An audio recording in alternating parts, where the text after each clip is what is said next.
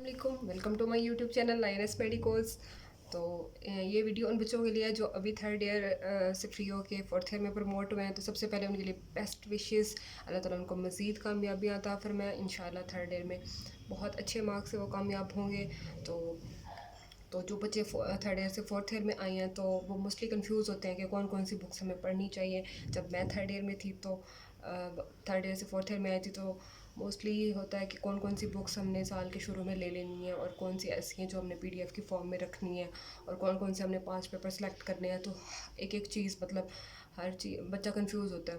तो फिर मैंने सोचा कि मैं एक वीडियो बनाती हूँ जिसमें मैं इंशाल्लाह आपकी तमाम जितनी भी आपके दिमाग में कन्फ्यूजन्स होंगी, इंशाल्लाह I will try my best कि आपको हर तरह से गाइड करूँ।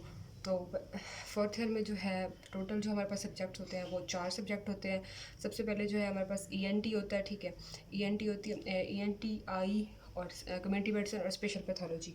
तो ईएनटी में एक ही बुक होती है, मोस्टली बच्चे सारे तकरीबन वही पढ़ते हैं, डिंगरा के नाम से आती है। शॉर्ट बुक्स होती हैं लेकिन जो मोस्टली बच्चे यूज़ करते हैं वो डिंगरा ही यूज़ करते हो। और सबसे बेस्ट बुक है, इसमें इतनी प्यारी लिखी हुई है, एक एक चीज़ बहुत अच्छे से डिटेल्ड में और विद पिक्स।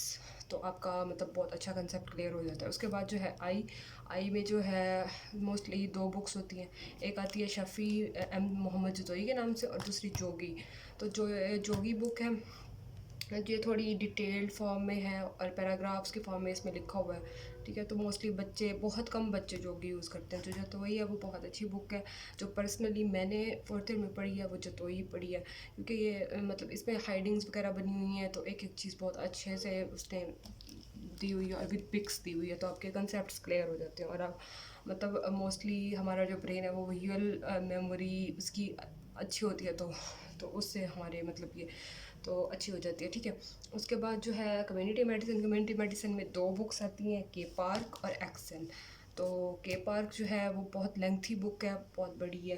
तो इसमें से कुछ चीज़ें सिलेक्टिव करनी होती हैं। जो मोस्टली स्टूडेंट यूज़ करते हैं वो एक्सेल यूज़ करते हैं। आपने भी एक्सेल ही लेनी है और कोशिश कीजिएगा कि के पार्क जो है उसका आपने पीडीएफ रख लेना है। उसमें से बहुत कम टॉपिक्स होते हैं जो आपने करने होते हैं, एपिडेमोलॉजी और एक दो और टॉपिक्स होते हैं वो आपने देखने होते हैं, ठीक है। तो आपने कम्युनिटी मेडिसिन की क्या करनी है, एक्सेल लेनी है, ठीक है, अपने पास। और के पार का आपने पीडीएफ रख लेना है, इंशाल्लाह आपका इससे हो जाएगा।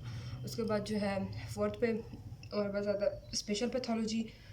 स्पेशल पैथोलॉजी में जो है एक बिग रॉबिन्स के नाम से आती है और एक मीडियम रॉबिन्स के नाम से आती है बुक। तो बिग रॉबिन्स बहुत बड़ी है तो मोस्टली बच्चे जो है वो मीडियम रॉबिन्स यूज़ करते हैं। जो मैंने यूज़ की थी वो मीडियम रॉबिन्स थी, बहुत अच्छी बुक है। तकरीबन आपके सारे एससीक्यूज़ एमसीक्यूज़ इससे कवर हो जाते हैं और बहुत अच्छे से कवर होते हैं, ठीक है। बहुत अच्छी बुक है। उसके अलावा शार्ट बुक एक है, पैथोमा के नाम से आती है। तो मोस्टली स्टूडेंट क्या करते हैं, जिनको रॉबिन्स मीडियम रॉबिन्स पढ़ना भी बहुत मुश्किल लगता है तो वो क्या करते हैं कि पैथोमा लेके जो रॉबिन्स होती है उससे नोट्स वगैरह एक्सट्रैक्ट करके नोट्स वगैरह की फॉर्म में इस पे पेस्ट कर देते हैं पैथोमा पे।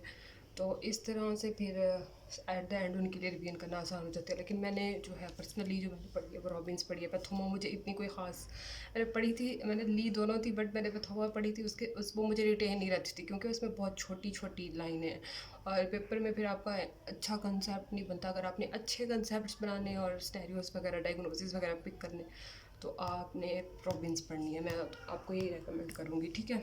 उसके बाद जो है पास